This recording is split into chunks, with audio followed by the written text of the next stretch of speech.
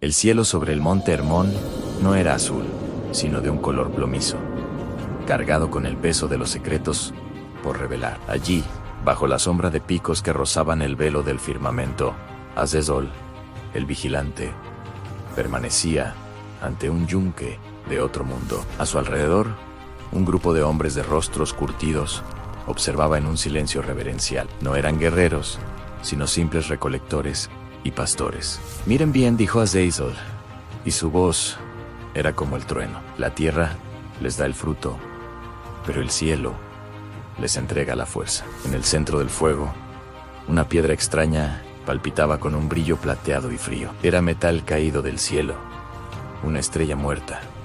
Azazel no usaba un martillo común. Cada golpe asestado sobre el metal ardiente resonaba con una vibración que sacudía los huesos. Les explicaba los secretos de la metalurgia, cómo separar la escoria y templar la debilidad en agua fría para convertirla en voluntad.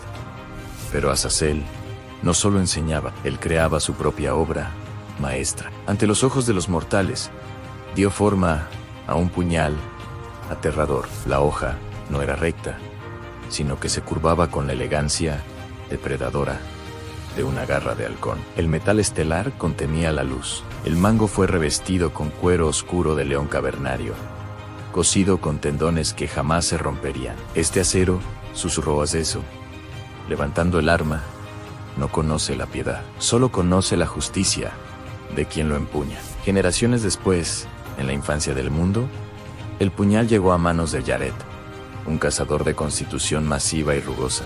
Yared cazaba en los valles bajos para alimentar a su familia, cuando las sombras se alargaron de forma antinatural. 3 malvivientes surgieron de entre los matorrales, con garrotes y hachas de piedra tosca, rodeando al cazador. «Danos la carne y a la mujer», gruñó el líder, un hombre de alma podrida. Yared sintió el peso del puñal. Al desenvainarlo, el metal estelar comenzó a emitir un brillo azulado y vibrante. Era como si el acero detectara la malicia. El mango se sintió cálido, casi orgánico, fundiéndose con su mano. Cuando el primer atacante se lanzó, Yared no tuvo que pensar. El puñal se movió con una fluidez sobrenatural. La hoja curva encontró la garganta del agresor con precisión de rayo.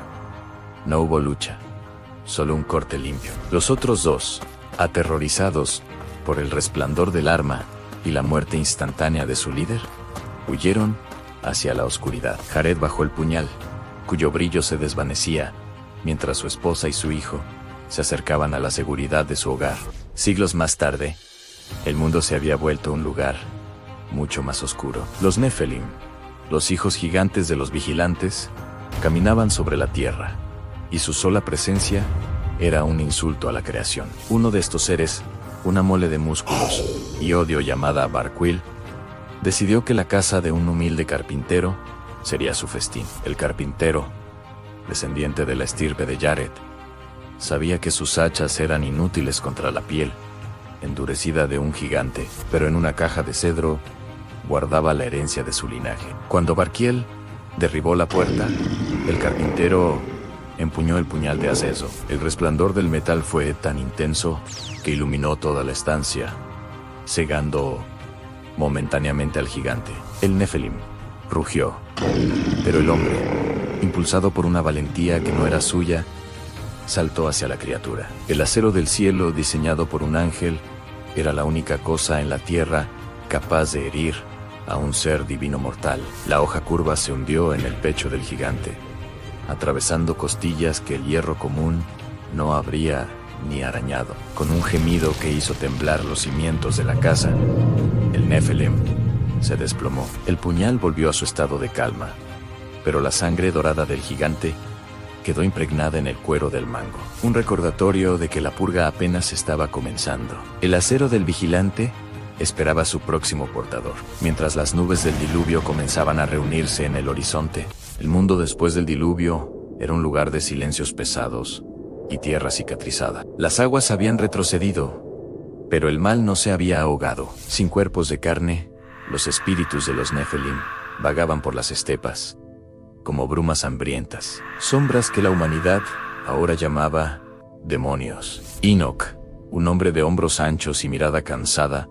caminaba por el borde de un pantano fétido donde la niebla parecía tener dedos.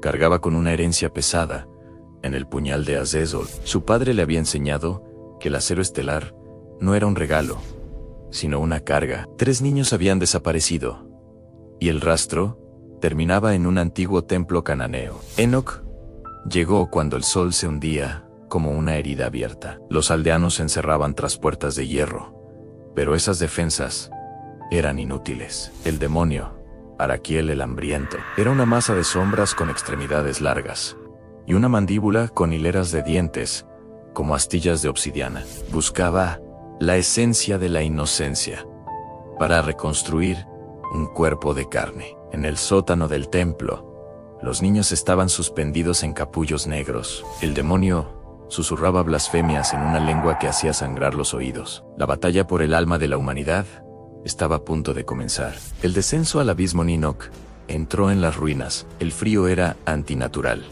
un frío que calaba hasta el alma. Desenvainó el puñal. Al instante, la hoja curva estalló en un resplandor azul eléctrico. El metal caído del cielo detectaba la presencia del ser que nunca debió existir. La luz del puñal revelaba la verdadera forma de la estancia.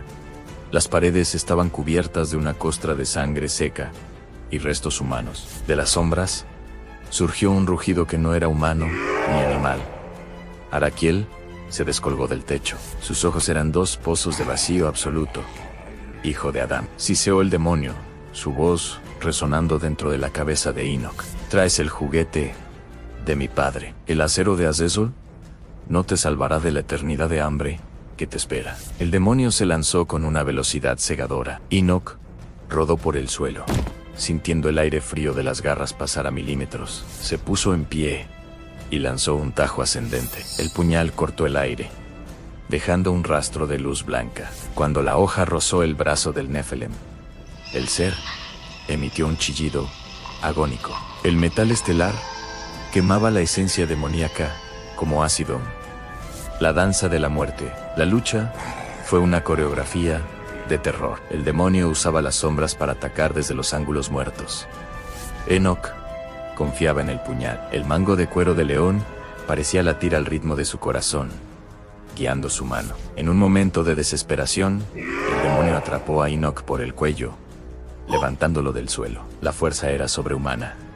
Enoch sentía como sus vértebras crujían. El rostro de Araquiel se acercó, abriendo su boca para devorar su aliento. «Muere, portador», rugió el demonio. Con un último esfuerzo, Enoch clavó la daga en el suelo. En el epicentro de la sombra, un estallido de luz pura inundó la habitación. El suelo se agrietó y una energía celeste fluyó desde el metal estelar. El demonio quedó anclado, gritando mientras su forma física se deshacía en jirones de humo negro. Enoch recuperó el puñal y, con un movimiento fluido, lo hundió profundamente en el pecho del monstruo. El acero brilló con tal intensidad que los muros vibraron. El demonio se colapsó, convirtiéndose en cenizas negras. La opresión en el pecho de Enoch desapareció. Enoch salió de las ruinas mientras los primeros rayos del alba comenzaban a teñir el cielo. Caminó hasta la cima de una loma que dominaba el valle de Judea, allí, jadeando, con la ropa desgarrada y la cara manchada de hollín demoníaco. Levantó el puñal hacia el sol naciente. El metal estelar recuperó su calma, volviéndose de nuevo una pieza de acero oscuro y misterioso.